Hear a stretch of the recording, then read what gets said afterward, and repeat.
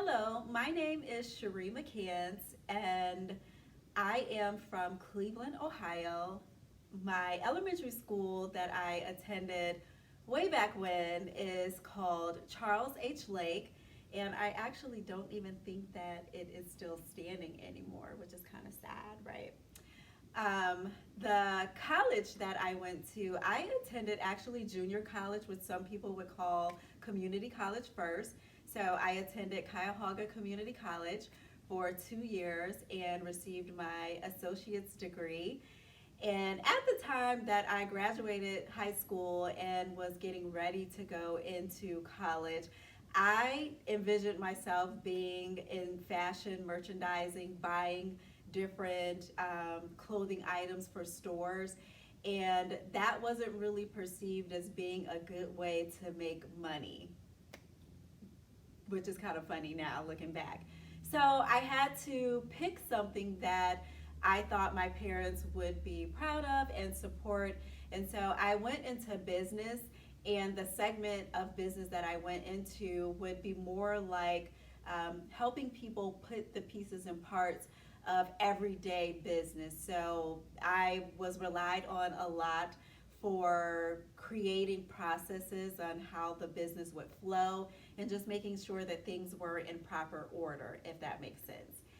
And fast forward, I went back to college. I attended Cleveland State University, and I decided to go further into business and just really being able to kind of run a business as a business owner, if that makes sense. And I landed a great job in health and wellness. And lo and behold, I became a trainer many years after that. So I actually train people to create better or healthier habits for their lifestyle so that they could have a great quality of life. Hello, my scholars. I am so excited to read this particular book, which is Making Their Voices Heard: The Inspiring Friendship of Ella Fitzgerald and Marilyn Monroe. And this book is by Vivian Kirkfield. This book is, I know, is going to be amazing. This is one of those where when we see our peers and they look so different, you wonder, what do we have in common? Because outwardly we look different, but there's still friendship that can be made, right? So let's get into it. Ella and Marilyn. On the outside, you couldn't find two girls who looked more different, but on the inside, they were alike, full of hopes and dreams and plans of what might be.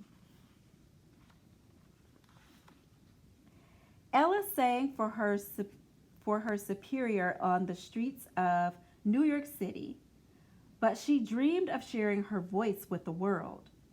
When she stepped on stage for the amateur night competition at the Apollo Theater, her voice brought the crowd to their feet.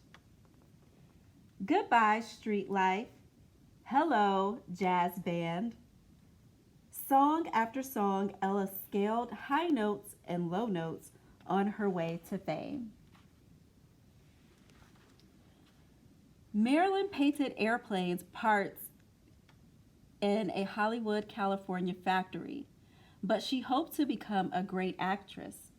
When a photographer snapped pictures of women helping with the war effort, her brilliant smile captivated the camera. Goodbye, factory job. Hello, studio contract. Movie after movie, knowing just when to laugh or cry on cue, Marilyn inched closer to stardom. For years, Ella's velvety, shooby-doo-wop wowed audiences. Jazz greats like Dizzy Gillespie, Louis Armstrong, and Duke Ellington couldn't wait to share the stage with her. She sold out her concert tours abroad. But still, in her own country, too many doors were closed to her. In 1954, some club owners worried their customers wouldn't come if they played jazz music. Many wouldn't hire black performers, and others would only showcase glamorous female stars like Lena Horne, Diane Shore, Edith Piaf. But Ella refused to give up on her dreams. She had a lot of roadblocks to overcome, but let's see what she did. On the other hand, Marilyn struggled with not having her voice heard in a different way. She dazzled fans with her baby blue eyes and breathy boop boopy doos, but when she asked for better scripts and a higher salary, the studio bosses ignored her. As a woman working in an industry run by men, she found that her needs and her opinions didn't matter to them.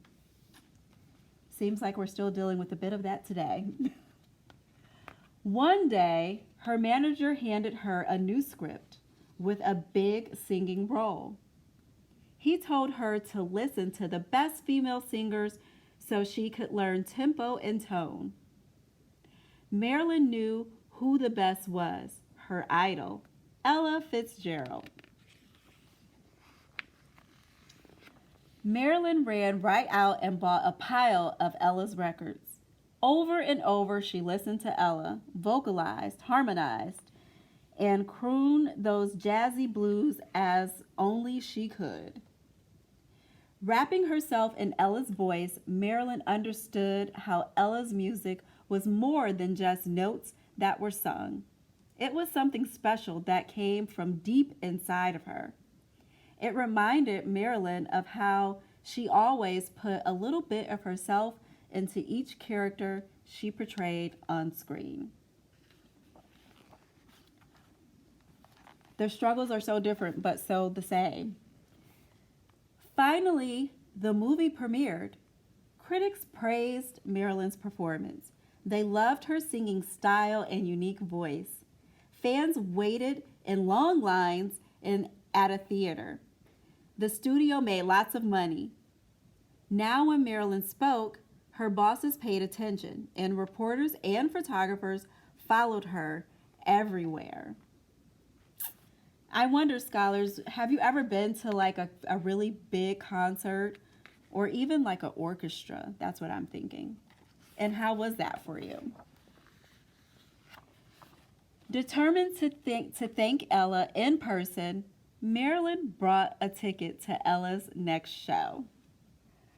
Ella took the stage. She looked out at the audience. Was that her favorite actress sitting right there? Wow. When the show was over and the crowd thinned out, only two women were left. Sitting shoulder to shoulder, Ella and Marilyn chatted. Marilyn idolized Ella because the singer always remained true to herself. Not only did she love Ella for her voice, but she also loved her as a person. Marilyn told Ella how much she had learned by listening to her records. Ella's heart sang, and in doing so, she had helped Marilyn find her voice. Ella was already famous for her voice, but because of discrimination, not everyone was able to hear it. She told Marilyn that the owner of Hollywood's top night spot, the Macambo, refused to hire her. Wow, that's really sad. Marilyn emphasized with Ella, although she didn't know what it was like to be singled out because of her race, she did know how it felt to be held back because she was a woman. As Ella helped Marilyn find her voice, now Marilyn wanted to do the same for her. Putting their heads together, Marilyn and Ella hatched a plan. Ella picked out her music, practiced her songs, and polished her vocals, while Marilyn called the club owner of the club Macambo to make a deal with him. She'd bring the media to the club's doorstep if he'd hire Ella to perform. Reporters would write about it, and everyone would want to buy a ticket to Ella's show there. The owner said yes. Go figure. On opening night, the club was packed. Ladies in sequin gowns, men in shiny tuxedos. Reporters and photographers crowded inside. Draped in furs, Marilyn sat at a table up front, ready to cheer on her friend. Head held high, Ella took center stage, ready to wow the audience. The band played. Marilyn swayed to the melody. Ella swayed to the rhythm. Marilyn held her breath. Ella filled her lungs and unleashed her musical genius. She sang her heart out for every man, woman, and child whose voice needed to be heard. For the rest of their lives, Ella Fitzgerald and Marilyn Monroe remained good friends. Ella never missed one of Marilyn's movies, and Marilyn never stopped listening to Ella's songs. On the outside, these two stars couldn't have looked more different, but on the inside, they both understood that sometimes even stars need a little help to shine. The end. Wow. So I think in reading this, I'm going to read the last little paragraph again because I think oftentimes we get stuck in the fact that someone may be different than us or look different than us or come from a different background or even a different religion, and we automatically assume that there isn't support or isn't help or we don't have anything in common. And so it says, on the outside, the two stars couldn't have looked more different. They were total opposite. Different skin color, different artistry. One was an actress, one was a singer, totally different backgrounds. But on the inside, they both understood that sometimes even stars need a little help to shine. Think about that. Let me know or share even with like your friends how you are so different, but how you are sort of the same, or you have things that you like to do that are similar, that bring you together and that creates a friendship. So this was a great book, and I'm glad that I was able to share it and read it with you, and I hope that you really enjoyed it as much as I did. Thank you.